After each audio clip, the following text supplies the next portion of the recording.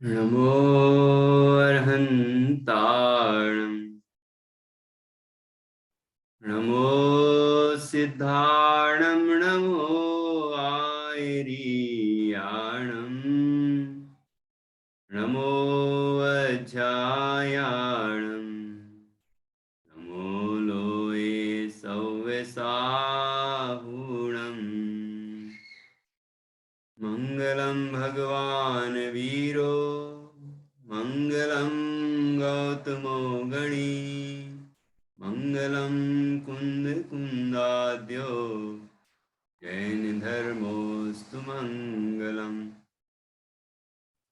सर्वमङ्गलमाङ्गल्यं सर्वकल्याणकारकं प्रधानं सर्वधर्माणां जैनं जयतु शासनं जैनं जयतु शासनम् इन्दसद्वन्द्याणं त्रिभुवनहृदमधुरविशदवकाणम् अन्तातीतगुणाणं नमो जिणाणं जिदभवाणम्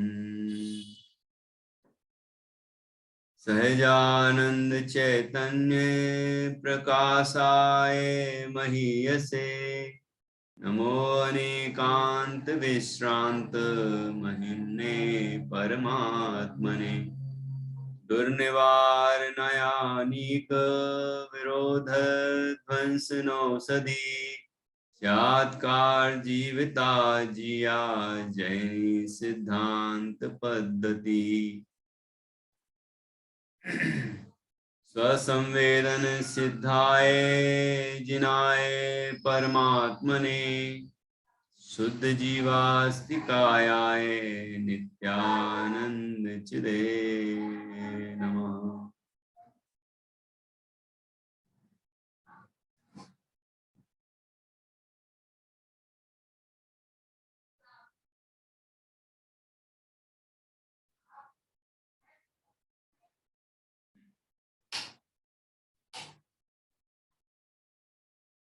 आचार्य श्री कुंद कुंद देव द्वारा रचित यह पंचास्तिकाय संग्रह ग्रंथ है। इसका पहला अधिकार षड्द्रव्य पंचास्तिकाय वर्णन चल रहा है और उसमें विशेष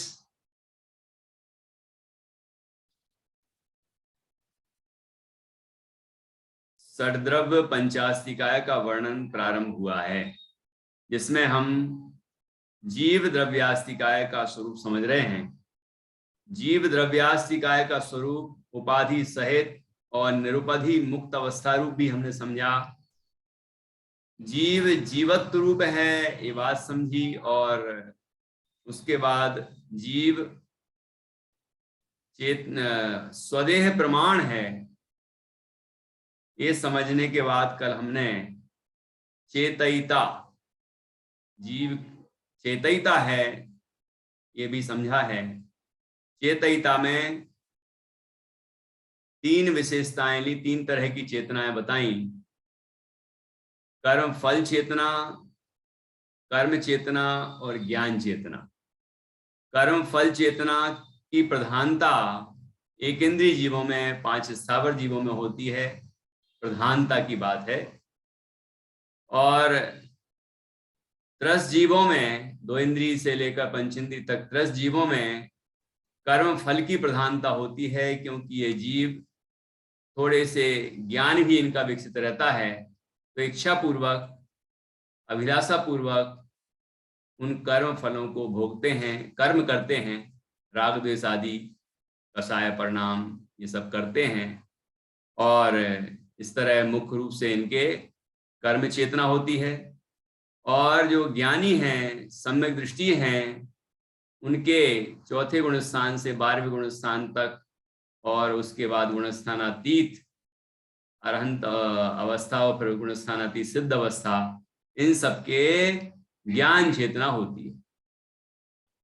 सम्यक ज्ञान इन सब जीवों को होता है। और सम्यक ज्ञान का एक भेद केवल ज्ञान है जो अरहंत और सिद्ध भगवान को होता है, तो उनके केवल ज्ञान चेतना ही होती है, और वह ज्ञान चेतना आनंद से पूर्ण होती है, नीरस नहीं होती, आनंद से पूर्ण होती है। ऐसी ज्ञान चेतना का अनुभव अरहंत सिद्ध परमात्मा करते हैं। और कर्म चेतना, कर्म फल चेतना वाले दुख का ही वेदन करते हैं। उनके दुख कम होता है तो उसे सुख कह देते हैं, दुख ज्यादा होता है तो उसे दुख कहते हैं। तो सुख दुख में ही हीनाधिकता होती है, और कोई सुख तो होता नहीं है। सुख तो सम्यक दर्शन पूर्वक ही होता है, आत्मानुभूति होने पर ही होता है। ये बात हमने समझी, और हमने भी ये प्रेरणा प्राप्त की कि हम भी अपने अंदर ज्ञान चेतना को प्राप्त करें, प्रकट करें। देखिए, ज्ञान रूप तो हम परिणमन कर ही रहे हैं, लेकिन वो ज्ञान अभी रागादि के साथ भी परिणमन कर रहा है, सुख दुख के परिणाम के साथ भी परिणमन कर रहा है, साय रूप के साथ भी परिणमन कर रहा है। तो हम उसमें भेद नहीं कर पाते हैं कि ये विकार मैं नहीं हूं, मैं तो ज्ञानमयी तत्व हूं। ऐसा भेद नहीं करते हैं तो हमें केवल दुख का ही अनुभव होता है। जब हम ऐसा भेद करके अनुभव करेंगे कि मैं तो ज्ञानमयी तत्व हूं, ये क्रोधादि में है, और मैं ज्ञान स्वरूप उपयोग में है, मैं ज्ञान स्वरूप तत्व हूं, उपयोग स्वरूप तत्व हूं, ऐसा अपने स्वरूप का अनुभव करेंगे तो आनंद की प्राप्ति होगी और ज्ञान चेतना प्रकट होगी। तो ये बात यहाँ हमने समझी। अब इसके बाद आ रहा है अगला बिंदु, क्योंकि 9 बिंदुओं के माध्यम से जीव द्रव्यास्तिकाय का वर्णन यहाँ किया जा रहा है। उसमें ये अगला बिंदु है, इसका नाम है उपयोग गुण। यहाँ उपयोग गुण की व्याख्या है। ये वर्णन, अब उपयोग गुण का वर्णन कितनी गाथाओं में चलने वाला है? 40वीं गाथा से प्रारंभ हुआ है और ये 52वीं गाथा तक चलेगा, 52। तो कितनी गाथाएं हो गई? 13 गाथाएं हो गई, है ना? 40वीं भी तो है। तो वैसे मुख्य रूप से वर्णन तो 3 गाथाओं में। 40वीं गाथा में उपयोग का स्वरूप बताया, 41वीं गाथा में ज्ञानोपयोग का के भेद प्रभेद बताए, और 43वीं गाथा में दर्शनोपयोग का स्वरूप और उसके भेद प्रभेद बताए, है ना? उसके बाद जो आगे की गाथाएं हैं उनमें ये जो ज्ञान और दर्शन 2 उपयोग है ना, ज्ञान उपयोग दर्शन उपयोग, ये 2 गुण हैं। ये 2 गुण आत्मा के साथ अभिन्न हैं, ये सिद्धि की है। वो आत्मामय है, ये सिद्धि की है। क्योंकि कई जीव ऐसे हैं जो गुण गुणी को अलग मानते हैं, तो उनकी मान्यताओं का निराकरण भी किया है, और अलग अलग तरह की जो मान्यताएं हैं जीवों के, उनका निराकरण किया है, और ये सिद्धि की है कि ये जीव ज्ञान दर्शन गुण वाला है, और ये ज्ञान दर्शन गुणमयी एक सत्ता है, ये 2 सत्ताएं अलग अलग नहीं है। ये ऐसा वर्णन चलता हुआ 52वीं गाथा में निष्कर्ष निकलेगा, और अगली उसके बाद फिर आगे का जो अधिकार है वो आएगा, मतलब आगे का बिंदु कर्तृत्व अधिकार का आएगा। ठीक है, तो देखिए उपयोग गुण की व्याख्या 40 नंबर की गाथा है, और इसमें उपयोग की परिभाषा भी बहुत सुंदर दी है टीका के अंदर, वो भी हम पढ़ेंगे।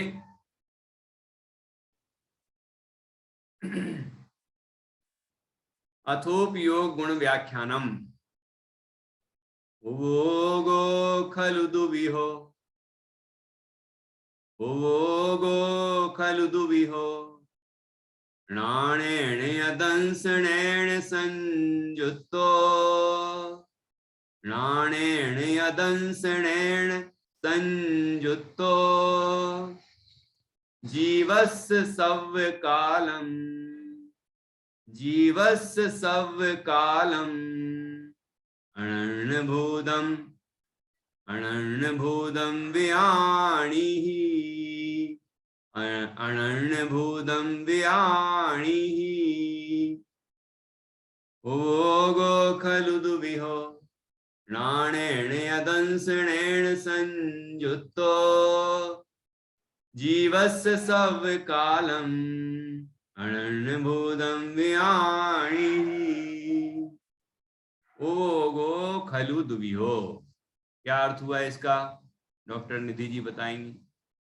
ये प्राकृत में पढ़ते ही क्या समझ में आया आपको? ओगो खलु दुविहो। उपयोग दो प्रकार का होता है। बहुत अच्छा। ऋणाणेन या दंसनेन संयुक्तो। ये उपयोग ज्ञान और दर्शन से संयुक्त होता है। बहुत अच्छा। जीवस्य सर्व कालम। जीव के उपयोग होता है दर्शन और ज्ञान जो सदा काल से है। सदा काल रहता है और कैसा रहता है? भूतम व्याणी ही। अनन्य भूतम जो अनन्यमय है। पियाणी ही का नहीं आ रहा है। व्याणी ही मतलब जानना चाहिए। वो अनन्य भूत है अर्थात उपयोग से अलग नहीं है। जो उपयोग गुण है और जीव गुणी है, तो ये दो अलग अलग सत्ता वाले नहीं हैं, एक सत्ता है। अनन्य भूतम, अनन्य है, अन्य नहीं है। बहुत अच्छा बताया। देखो ऐसी अभ्यास करते रहेंगे तो प्राकृत गाथा बिल्कुल आसान रहेगी, है ना? देखो जल्दी से समझ में आ गई। उपयोगो खलु दुभियो। खलु मतलब वास्तव में, उपयोग, उपयोगो उपयोग, दुभियो अर्थात दुविधो, दो प्रकार का होता है। कौन कौन सा? ऋणाणेन या दंसनेन संयुक्तो। और वह उपयोग ज्ञान से या मतलब और दर्शन से, दर्शन से संयुक्तो संयुक्त होता है। कि वह उपयोग ज्ञान और दर्शन से संयुक्त होता है अर्थात सहित होता है। ठीक है? कब कब होता है ऐसा? ये उपयोग जीव ज्ञानोपयोग और दर्शनोपयोग से सहित कब कब होता है? ज्ञान और दर्शन से संयुक्त उपयोग में कब कब होता है? कि सब कालम, हर समय, हर समय, हर समय रहता है। और कैसा रहता है? भिन्न भिन्न रह के। ये उपयोग अलग है और जीव अलग है, ऐसे रहता है क्या? कि नहीं, जैसे शक्कर में मिठास रहती है, जैसे नमक में खारापन रहता है, जैसे अग्नि में उष्णता रहती है, ठीक है, ऐसे ही आत्मा अर्थात जीव अनन्य भूतम, अनन्य भूत, अन्य नहीं, अलग नहीं, दूसरा नहीं, अर्थात एक ही, उपयोग के साथ एक रूप ही रहता है, ऐसा व्याणी ही जानना चाहिए। ऐसा जानो। ये आचार्य कुंद कुंद कहते हैं ऐसा जानो। जैसा अब ये जो गाथा है, इस गाथा का ही विश्लेषण आगे की 12 गाथाओं में, क्योंकि देखो ज्ञानोपयोग की चर्चा की है, स्वरूप तो नहीं बताया है अभी, वो बताएंगे एक गाथा में। दर्शनोपयोग की चर्चा की है, वो बताएंगे एक गाथा में। फिर जो यहाँ आया जीवस सव्य कालम अनन्य भूतम व्याणी, इसका व्याख्यान है विशेष। ठीक है? तो ऐसा ये इस गाथा का स्पष्टीकरण किया गया है आगे आगे विस्तार से। बाकी इस गाथा की टीका तो बहुत छोटी सी है, क्योंकि जब आगे वर्णन किया है आचार्य ने, तो फिर यहीं यदि सब कुछ कह देंगे तो आगे क्या कहेंगे फिर, है ना? तो जहां जो विषय आएगा वहां स्पष्टीकरण किया जाएगा। इस तरह ये गाथा है, देखो कितनी सरल है। अब देखिए अन्वयार्थ।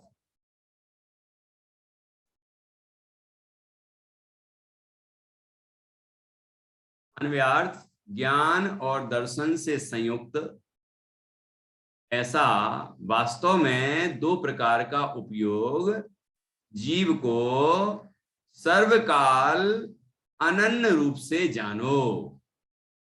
ठीक? ठीक है। ये जो परिभाषा बताई है इसने बड़ी गजब की है उपयोग की।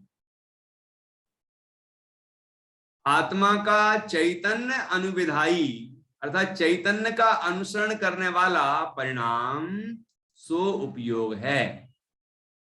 वह भी दो प्रकार का है, ज्ञानोपयोग और दर्शनोपयोग।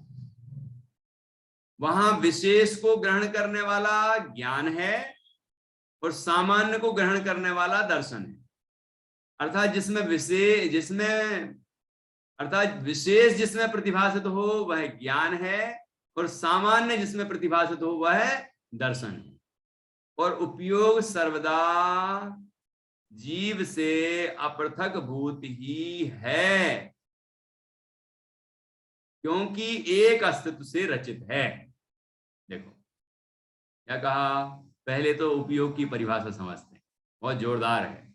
आत्मा का चैतन्य अनुविधायी परिणाम वह उपयोग है। सीधी परिभाषा यही है, संस्कृत में यही है, देखो है ना। इसका सीधा अनुवाद बहुत सुंदर किया है।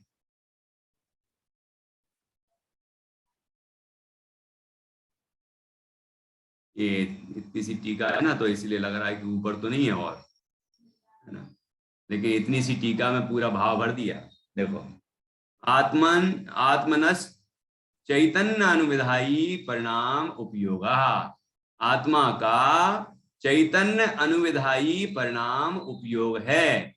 सोपी दुविधा, वह दो प्रकार का है, वह भी दो प्रकार का है। ज्ञानोपयोगो दर्शनोपयोगश्च, ज्ञानोपयोग और दर्शनोपयोग। तत्र विशेष ग्राही ज्ञानम सामान्य ग्राही दर्शनम। स्पष्ट है।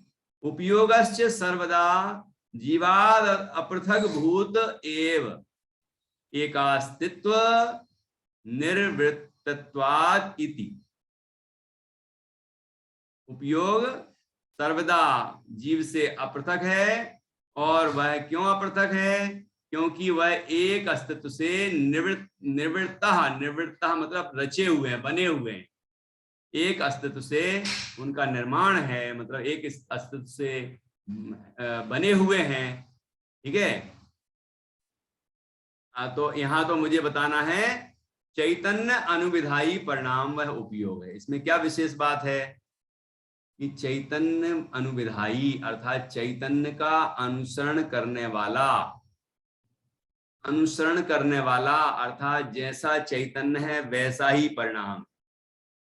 चैतन्य जैसा है अर्थात जानने देखने रूप है, तो उसका जो परिणाम होता है, मतलब उसकी जो पर्याय होती है, वह भी जानने देखने रूप ही होती है। जैसे कि आपने सरल भाषा में सीखा है, ज्ञान दर्शन के व्यापार को उपयोग कहते हैं। अर्थात ज्ञान का व्यापार जानना जानना जानना जानना, दर्शन का व्यापार देखना देखना देखना देखना देखना देखना। ठीक है। तो ये प्रति समय होता है। जीव का लक्षण उपयोग है ना, तो उपयोग लक्षण है का क्या तात्पर्य हुआ कि जो जीव का स्वभाव है चैतन्य, उसका अनुसरण करने वाला परिणाम प्रति समय उठ रहा है, प्रति समय पैदा हो रहा है, प्रति समय जीव जानने देखने का कार्य कर रहा है। और वह जो परिणाम है चैतन्य का परिणाम, जानने देखने रूप चेतना रूप, वह वैसा ही है जैसा चैतन्य है, जैसा स्वभाव है वैसा ही वो प्रकट है। ज्ञान की प्रतिपल उठे तरंग, झांकता जिसमें आत्म राम। अब देखो ये बात अलग है कि कोई तालाब में आकाश गंगा को देख लेता है, दर्पण में रंग बिरंगे पदार्थों को देखता है। दर्पण में तो नहीं है ये सब चीजें, पानी में तो नहीं है वो आकाश गंगा, लेकिन हम देखते हैं। तो ऐसे ही ज्ञान में भी ये सारे गे दिखते हैं, राग द्वेष कसाय विकार और भी जो परद्रव्य जितने भी हैं वो सब दिखते हैं, लेकिन दिखने पर भी उसमें आए नहीं है, उसमें आए नहीं है। वहां तो ज्ञान ज्ञान ज्ञान ज्ञान ज्ञान ज्ञान ज्ञान ज्ञान ज्ञान, जानना देखना जानना देखना, यही चल रहा है। ठीक है। वही चैतन्य का अनुसरण करने वाला परिणाम उपयोग है। ये बात महत्वपूर्ण क्यों है? क्योंकि जैसा हमारा स्वभाव है वैसा स्वभाव हमारा प्रकट भी है। ऐसा नहीं समझना कि पूरा का पूरा अशुद्ध ही है। आप्त परीक्षा में तो यहां तक लिखा है कि ज्ञान कभी मिथ्या होता ही नहीं है। ज्ञान कभी मिथ्या ज्ञान नहीं होता। फिर मिथ्या ज्ञान कहते तो हैं कि मिथ्या दर्शन के कारण ज्ञान को मिथ्या ज्ञान कहते हैं। जो ज्ञान मिथ्यात्व से सहित होता है उस ज्ञान को मिथ्या ज्ञान कहते हैं। और जो ज्ञान मिथ्यात्व से रहित होता है, सम्यक्त्व से सहित होता है, उस ज्ञान को सम्यक ज्ञान कहते हैं। ज्ञान तो ज्ञान ही रहता है। ज्ञान यदि मिथ्या हो जाए, ज्ञान यदि मिथ्या हो जाए तो सम्यक्त्व भी नहीं हो सकेगा। सर्वथा मिथ्या हो जाए तो मिथ्यात्व के कारण, मिथ्या दर्शन के कारण ज्ञान को मिथ्यात्व कहते हैं। रागादि की मिथ्यात्व, रागादि की अशुद्धि के कारण ज्ञान को अशुद्ध कहते हैं। यदि ज्ञान मिथ्या ही हो जाए सर्वथा, ज्ञान अशुद्धि ही हो जाए सर्वथा, तो जीव की पहचान कैसे होगी? जैसे मटमैला पानी भी हो नदी का, अभी बरसात का मौसम है ना, तो पानी तो मटमैला होगा। आप हुगली नदी तो देखी होगी ना साधना जी ने, तो उसमें पानी अब मटमैला आ रहा होगा। लोग कहते गंगा नदी है, गंगा नदी का कोई हिस्सा होगा, लेकिन वो हुबली बोलते हैं, हुबली नदी है। तो वो मटमैला पानी हो जाता है बरसात के समय में। अब मटमैला पानी है तो उसमें बताओ कि सूरज दिखेगा कि नहीं दिखेगा? रात में चांद सितारे होंगे आकाश में तो उसमें दिखेंगे कि नहीं दिखेंगे? नहीं दिखेंगे। निधि जी, आप अपने घर में कांच का गिलास लेना, उसमें थोड़ी पानी में मिट्टी सी मिला लेना है, उसको घोलना, और फिर देखना कि उसमें कुछ दिख रहा है कि नहीं दिख रहा है। मतलब कोई चीज प्रतिबिंबित होती है कि नहीं होती है? प्रतिबिंबित तो होगी, क्योंकि वो अपना स्वभाव छोड़ ही नहीं सकता। ऐसे ही ज्ञान वो मिथ्या होता ही नहीं है, स्वभाव उसका मिथ्या है ही नहीं, हो ही नहीं सकता स्वभाव। ठीक है, अशुद्ध हो ही नहीं सकता स्वभाव से।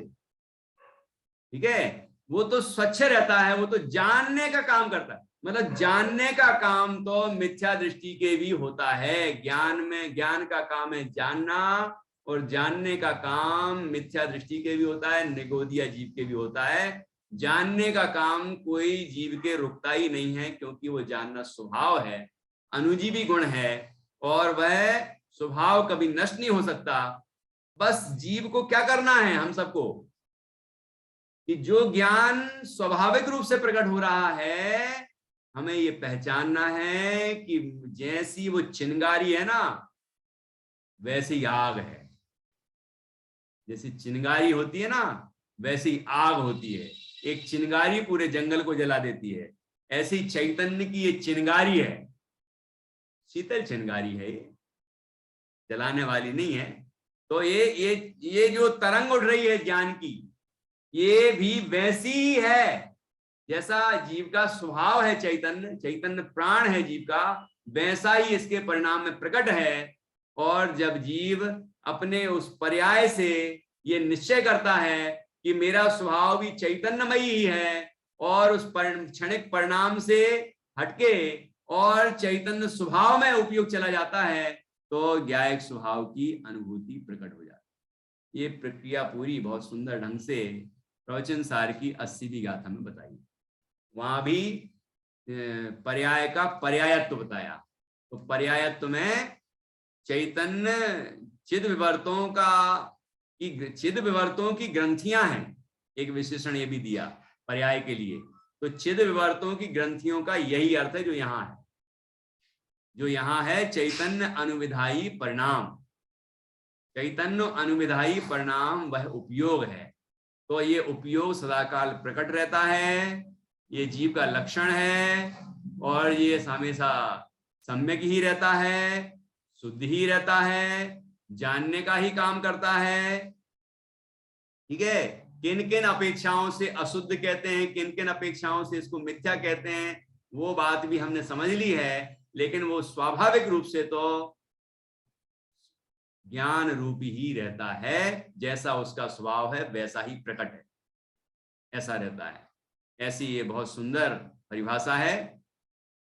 सभी को याद रखना चाहिए। आत्मा का चैतन्य अनुविधायी परिणाम सो उपयोग है। अनुविधायी, अनु का अर्थ है अनुसरण करता हुआ, आगे आगे अन्वय रूप से वही वैसा का वैसा, वैसा का वैसा, वैसा का वैसा, जानन जानन जानन जानन जानन जानन जानन जानन रूप, विधायी मतलब होना, ठीक है, अनुसरण करते हुए होना, ठीक है। वह चैतन्य का मतलब चैतन्य स्वभाव का अनुसरण करता हुआ होता है वह परिणाम, और ऐसे परिणाम को ही उपयोग कहते हैं, ठीक। आत्मा का चैतन्य अनुविधायी परिणाम सो उपयोग है, वह भी दो प्रकार का है, ज्ञानोपयोग और दर्शनोपयोग। जैसे अभी यह कहा था ना, जानता है, देखता है, तो ये देखता है मतलब आंख से देखता है, जानता है मतलब बाकी इंद्रियों से जानता है, आंख से भी जानता है और अन्य इंद्रियों से भी देखता है। ये अन्य इंद्रियों से कैसे देखता है? चक्षु दर्शन कहा कि नहीं है? चक्षु इंद्रिय से भी देखता है, लेकिन अन्य इंद्रियों से भी देखता है, अर्थात दर्शनोपयोग सभी इंद्रियों के निमित्त से दर्शन गुण के द्वारा होता है, ठीक है। और सभी इंद्रियों के निमित्त से ज्ञानोपयोग भी होता है, ठीक। तो इसलिए यहां पर बताया कि वह भी दो प्रकार का है, ज्ञानोपयोग और दर्शनोपयोग। अब अंतर क्या है यहाँ? ये जैसे कहा कि पांचों इंद्रियों से देखता भी है, जानता भी है, तो ये क्या अर्थ हुआ इसका? इसका अर्थ हुआ वहां विशेष को ग्रहण करने वाला ज्ञान है और सामान्य को ग्रहण करने वाला दर्शन। जैसे हमने चक्षु इंद्रिय से कोई चीज देखी, तो उस देखने के पहले जैसे हमने देखा कि यह ग्रंथ है, यह जिन प्रतिमा है, ये मुनिराज हैं, ये तीर्थ है, ऐसा हमने देखा। उस देखने के पहले ये प्रक्रिया चलती है, बहुत तीव्रता से होती है, बहुत तेजी से होती है, लेकिन हम समझेंगे तो समझ में आ जाएगी, समझेंगे तो जरूर समझ में आ जाएगी। बहुत तीव्रता से होती है, पहले वस्तु है ऐसा सामान्य प्रतिभास होता है, आभास होता है ना। उसके बाद कौन सी वस्तु है वो, इस तरह की प्रक्रिया चलती है, अवग्रह, इहा, अवाय, धारणा मतलब मति ज्ञान, तो निर्णय होता है कि कौन सी वस्तु है। उसके बाद उस वस्तु के संबंध में और विशेष विस्तार से विचार करना या उसके संबंध से अन्य वस्तु को जानना, वह सब श्रुति ज्ञान का विषय है। ऐसी ये प्रक्रिया पूरी चलती है, ठीक है ना। तो यहां पर बताया सामान्य को ग्रहण करने वाला दर्शन, वस्तु है मात्र, सत्ता मात्र का ग्रहण करना, वो सामान्य को ग्रहण करना होता है। सत्ता का अवलोकन, सत्ता मात्र का अवलोकन, वह सामान्य को ग्रहण करना कहलाता है, उसको कहते हैं दर्शन। और जब हम जैसे मान लीजिए यहाँ पर कमरे में घड़ा रखा है, यहाँ पर कपड़े भी रखे हैं और बहुत सारी पुस्तकें भी रखी हैं और टेबल कुर्सी और बहुत सारी चीजें होंगी ना घर में, तो इतनी सारी चीजें हैं हमारे घर में, तो हम दर्शन गुण क्या करेगा? वस्तु है मात्र देखेगा। फिर ज्ञान क्या करेगा कि ये टेबल है, ये ग्रंथ है, ये अलमारी है, ये कांच है, ये पंखा है, ये दीवार है, ठीक है, ऐसा भेद करके जानेगा। इसको कहते हैं विशेष प्रतिभास, इसको कहते हैं विशेष को ग्रहण करना। तो ये ज्ञान का काम है। जब हमारे ऐसा हो जाए कि हमने ये जाना कि ये घड़ी है, तो समझना ज्ञान ने काम कर लिया। उसके पहले की प्रोसेस हो गई, लेकिन हमने जाना ये घड़ी है मतलब ये दीवार नहीं है। दीवार घड़ी भली को हो आप उसको, लेकिन वो दीवार नहीं है, ठीक है ना। तो इस तरह से हमने घड़ी जानी मतलब अन्य चीजों से पृथक करके जाना उसको, ये ज्ञान का काम, ठीक। विशेष प्रतिभास, विशेष ग्रहण, विशेष का ग्रहण मतलब अवांतर सत्ता है ये, है ना, स्वरूप अस्तित्व है ये, और सबका अलग अलग अस्तित्व है ये काम ज्ञान का है। सामान्य अवलोकन करना वो दर्शन का काम है, और विशेष जानना, विशेष प्रतिभास करना वह है ज्ञान का काम। ठीक है, तो इस तरह से यहाँ दर्शनोपयोग और ज्ञानोपयोग की परिभाषा बताई। अभी विस्तार से और आएगा, इसके भेद प्रभेद भी आएंगे। अर्थात जिस विशेष जिसमें प्रतिभासित हो वह ज्ञान है, और सामान्य जिसमें प्रतिभासित हो वह दर्शन है, और उपयोग सर्वदा जीव से अपृथक भूत ही है। अपृथक, पृथक का अर्थ है भिन्न, अपृथक का अर्थ है अभिन्न, पृथक का अर्थ है भेद, अपृथक का अर्थ है अभेद, है ना। पृथक का अर्थ है अलग अलग, कि सत्ता अलग, ये उपयोग अलग और जीव अलग। लेकिन अपृथक का अर्थ है जीव और उपयोग एक, दोनों का अस्तित्व एक है, अर्थात जीव स्वयं उपयोगमयी तत्व है। ये अपृथक का अर्थ हुआ, क्योंकि वो एक अस्तित्व से रचित है, उनकी सत्ता एक है। जीव के अंदर जितने गुण, धर्म, शक्तियां, पर्याय, जो कुछ भी है, उस सबकी सत्ता एक है। ऐसी पुद्गल की उसकी अपनी अलग सत्ता है, धर्मादि द्रव्यों की अपनी अपनी अलग अलग सत्ता है, गुण गुणी की एक सत्ता होती है। भले ही संज्ञा, संख्या, लक्षण, प्रयोजन की दृष्टि से हम उनमें भेद करते हैं समझने के लिए किसी प्रयोजन से, लेकिन वो सत्ता तो एक ही होती है, अस्तित्व तो एक ही होता है। ठीक है, इस प्रकार से हमने यहाँ पर उपयोग का स्वरूप समझा और उसके भेदों को समझा। ऐसी ये 40वीं गाथा हुई। अब एक बार हम फिर से पढ़ेंगे, फिर आपको कुछ पूछना हो तो आप पूछ सकते हैं, और मुझे कुछ पूछना होगा तो मैं पूछ लूंगा, और उसके बाद फिर हम आगे की गाथा पर चलेंगे। ओ गो खलु दुविहो णाणेन यदंसणेन संयुक्तो जीवस्य सब कालम अनन्यभूतम व्याणिहि।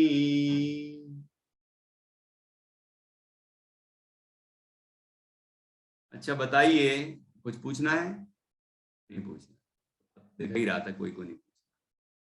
तो ये बताइए कि जीव के पास ऐसा कौन सा गुण है, ऐसी कौन सी चीज है जो हमेशा जीव की ही रह सकती, जीव की रहती है, जीव से कोई छीन नहीं सकता, जीव से कोई बांट नहीं सकता, जीव से वो चीज कोई ले नहीं सकता, जीव से उसका कभी वियोग हो नहीं सकता। किसी भी कर्म का उदय आ जाए तो भी वो उसको छीन नहीं सकता, किसी कर्म का क्षय हो जाए तो भी उसको छीन नहीं सकता, वो जीव से अलग हो ही नहीं सकता। ऐसी कौन सी चीज है? कौन बताएगा? रश्मि सुन रही हो क्या?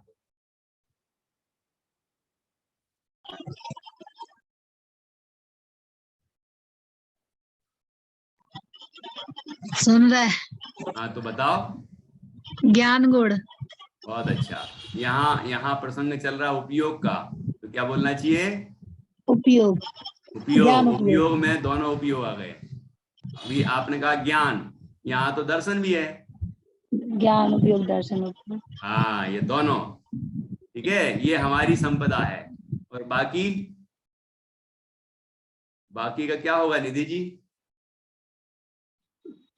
किस बाकी का भैया? किस बाकी का? जिसको आपने अपना मान रखा, उस बाकी का। वो तो सब यहीं रखा रह जाएगा। आंख बंद तो वो एक बड़ा अच्छा गाना ना, आंखें बंद तो डब्बा गुल। लेकिन जीव को ऐसा लगता है कि, ऐसा लगता ही नहीं कि ये मेरी निधि है, ऐसे ही लगता है कि ये तिजोरी में रखी है, ऐसा लगता है कि ये शरीर मेरा है, ये मकान मेरा है, ये धन मेरा है, ये परिवार मेरा है। यदि ये परिवार मुझसे विमुख हो गया तो क्या होगा? और ये दुनिया मेरी है, ये परद्रव्य ही मेरे हैं, जो अणुमात्र मेरा नहीं है वो सब अपने लगते हैं, और जो अपना है वो अपना लगता नहीं है। यही तो मोह है। है ना। तो यहाँ पर जो बात कही है आज, ये इसका अभ्यास करना है हम सबको कि मेरी संपदा मेरे अंदर है और वो कभी नष्ट हो नहीं सकती। कितने ही कर्मों का उदय आ जाए तो भी कुछ नहीं बिगाड़ सकती उसका। वो अपने स्वभाव रूप में प्रकट रहेगा ही रहेगा। ये ज्ञान जानने का काम करता ही रहेगा, दर्शन असामान्य अवलोकन का काम करता ही रहेगा। ये काम कभी बंद होने वाला नहीं है, क्योंकि वह मेरे स्वभाव का अनुसरण करने वाला परिणाम। अब उस परिणाम से ही हमें अपने अपरिणामी तत्व में प्रवेश करना है। जहां परिणाम है वहीं परिणामी है, मतलब वही जिसको हम परिणाम से भिन्न देखकर अपरिणामी कहते हैं। जहां पर्याय है वहीं द्रव्य है, जहां जहां ज्ञान है वहीं वहीं ज्ञायक। तो हम जहां अंदर में जानने का काम कर रहे हैं वहीं ज्ञायक है, जानने वाला तत्व है। ऐसा अंदर में अनुभव करने का अभ्यास करेंगे तो निश्चित रूप से अनुभूति होगी। अब हम 41वीं गाथा पढ़ेंगे, ठीक है। इसमें ज्ञानोपयोग का स्वरूप बताया गया। ये गाथा है, ज्ञानोपयोग का स्वरूप बताया गया है। अभी फिर से जुड़ना पड़ेगा।